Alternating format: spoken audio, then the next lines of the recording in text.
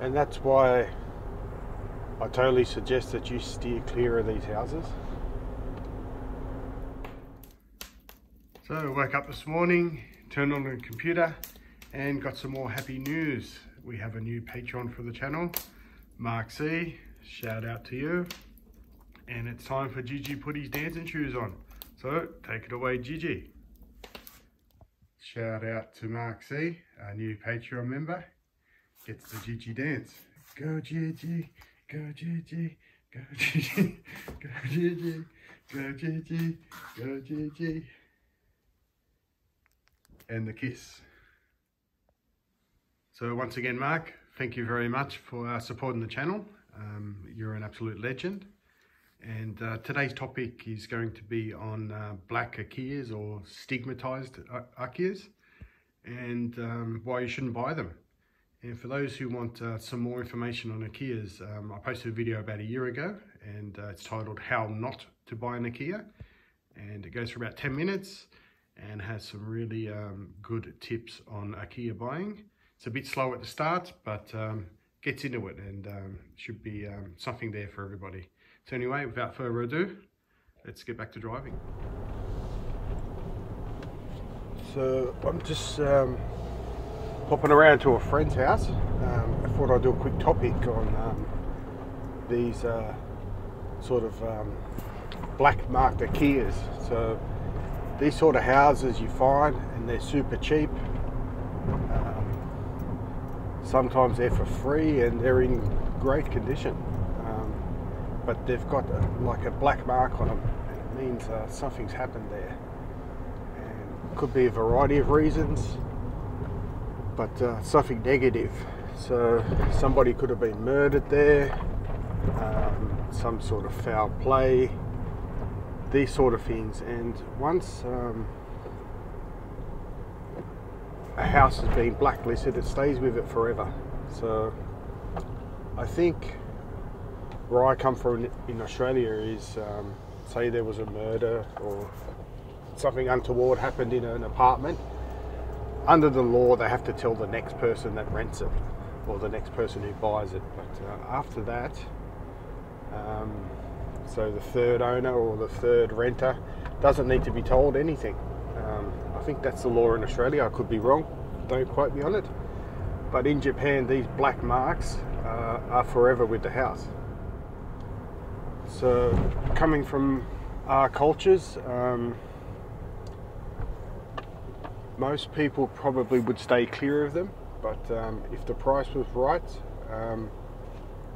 quite likely be overlooked. And these houses do get bought and sold, and there's not too much sort of superstition surrounding it. But in Japan, it's massive. You just can't overestimate just the feeling people have towards these places. And if you buy them, that feeling gets transferred to you. So if you were to buy this place, move in, that sort of negative sort of energy, or whatever you want to call it, will transfer to you. And you don't want to move into an area, especially if you're a foreigner, and want to be involved with the community and things like that. You started off on a foot that probably can never be fixed. You'll always be sort of that taboo person that lives in that black house. So no matter the price, no matter how beautiful it is, no matter how beautiful the area is, don't buy it, because it's going to affect your lifestyle. It's going to affect your quality of life, your relationships with people, and things like this. And that's one of the main reasons that you want to settle sort of in Japan, is have a good quality of life and good relations with everybody. It's not just about a house. People who buy houses just because they like the house, you know, that's pretty shallow, and it doesn't go far. after you buy your pretty little house somewhere. Sorry about that. The reality of life sets in. So I've had a couple of experiences with these black houses, knocking down Ikeas. For people who don't know,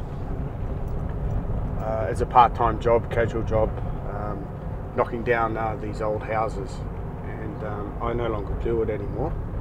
I finished about a month ago, but I had a really horrific experience with one of them, which was a black house, and it was an absolutely shocking story behind it. Not something I don't want to share on YouTube, but these houses exist, and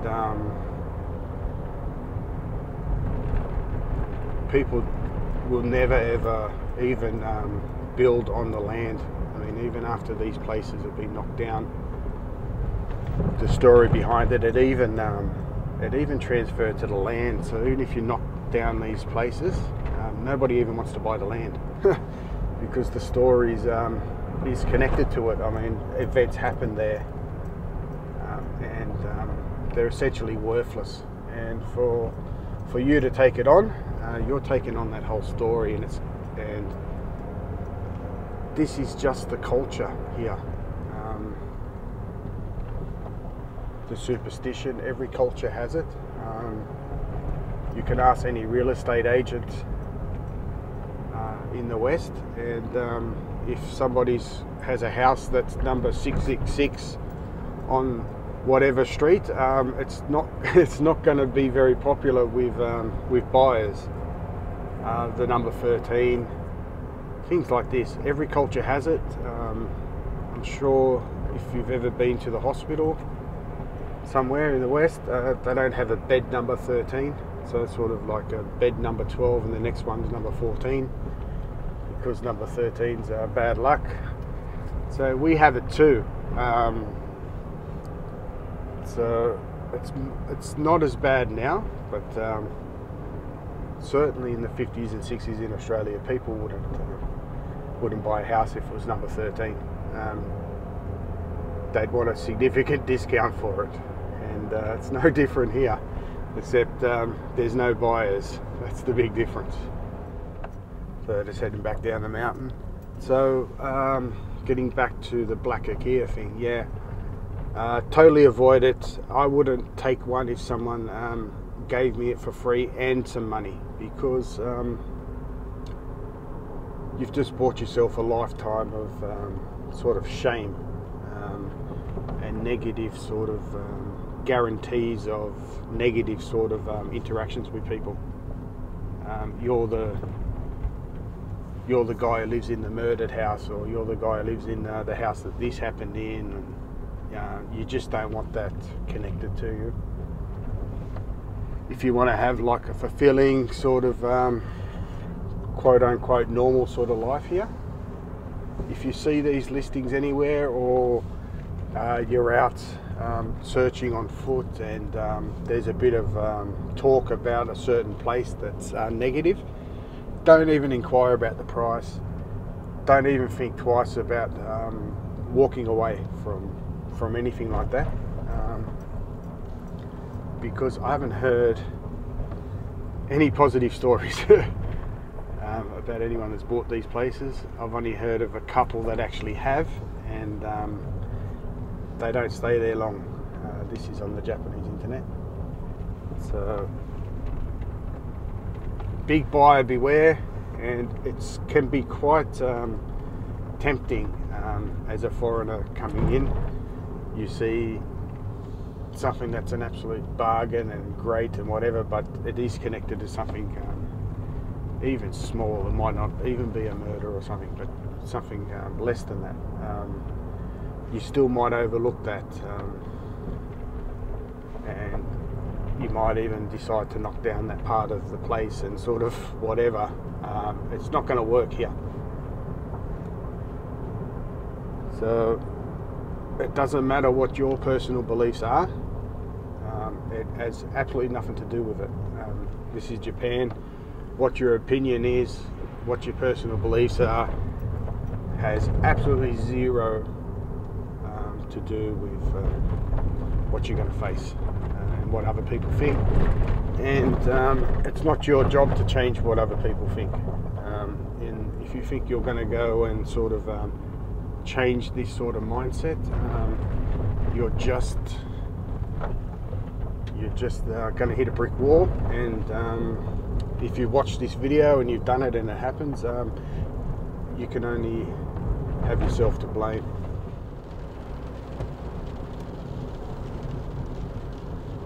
So also when you buy areas, this is why it's so important to know the area that you're buying in. Sometimes whole areas can have the stigma of something that's happened. So if some really big shocking events happen and it's made the news years and years ago or whatever, that stigma actually stays with the whole area as well. So knowing the sort of histories and going on of the area, it's really important. And you can only know this by being on the ground. This is what I've always preached when buying a Kias. Stay away from the websites, get on the ground, get to know people, and you'll find out all this information and save yourself a bit of a headache down the track. So even whole areas can carry a stigma, so just keep this in mind. Okay, so just got back. So another reason why these listings of these sort of black Kias come on, and you see them on a Kia Banks, which is no surprise to me at all if people know what I think about a Kia Banks. But anyway, you see sometimes these houses, and they might be for sale for $2,000, $5,000, $10,000, or they might even be for free.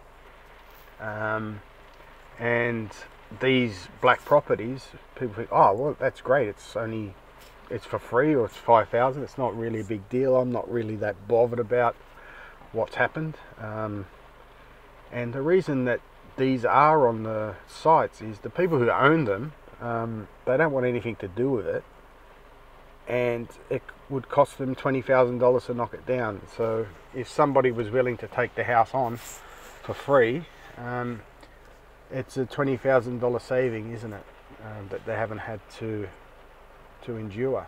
So as a net positive for them, for someone to take it off their hands, you could say that they've made $20,000 on it because they haven't had to spend the money. So these are how the listings, I think, get on there, because there's no market for them. There's only the market for maybe foreigners might buy them, either unknowingly or knowingly. Everybody's different about these places. But as for the Japanese, I think there's zero market for them, unless they're sort of some of these strange sort of people that like living in sort of haunted house or something like that. But that's not enough for them to get rid of all these places. So anyway, my advice is stay the hell away from them. And anyway, I've got to go back inside. It's been pouring with rain for the last half an hour, and as always, hope you like the video.